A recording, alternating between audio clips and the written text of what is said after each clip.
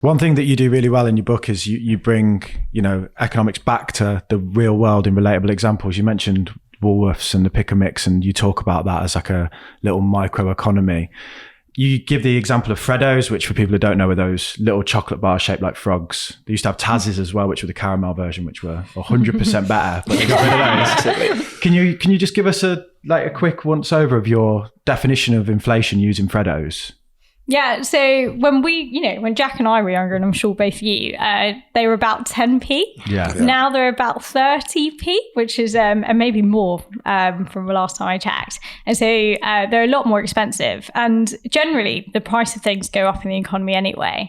And that's for a few reasons. So for Freddoes, for example, it might be more expensive for the kind of people who are producing Freddoes, which I think is Cadbury's, to make them because the price of cocoa beans might have gone up because it's more expensive to farm, or they have to pay their farmers a bit more, and so that kind of increases the cost of making the chocolate itself.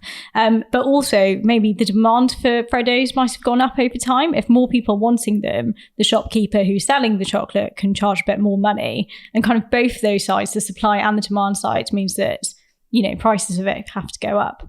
Chocolate's an interesting example as well, because we see that shrinkflation, don't we, where they, the Mars bars got smaller over time, which is another form of inflation. Your packet of crisps get more and more empty over time. Walkers used to be full, now it's just like half a bag of there, half a bag of crisp now, right? Well, they're selling like one chips, aren't they? Like the spicy one chip challenge. Yeah. But and like that kind of thing, like shrinkflation is about, and it kind of hammers home this point about, is what your money can buy you. Like, it's not just about the price and stuff. So on the Freddoes one, if you think about when we were at school, you go out with 50p, you could buy 5 Freddoes, right? So 50p was worth 5 Freddoes in real economy kind of speak. Whereas now if you go out with 50p, you can buy 1 Freddo and have a bit of change left over, but you definitely can't even get 2.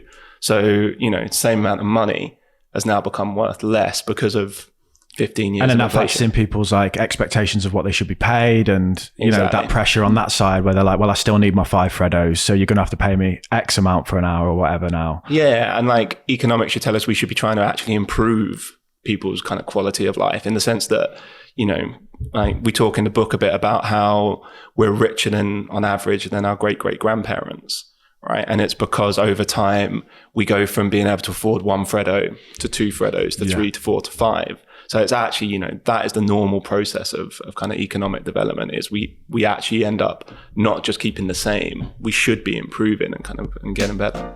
If you're curious about what else Jack and Rupal have to say about the Bank of England, then you need to watch the full episode, which is right here.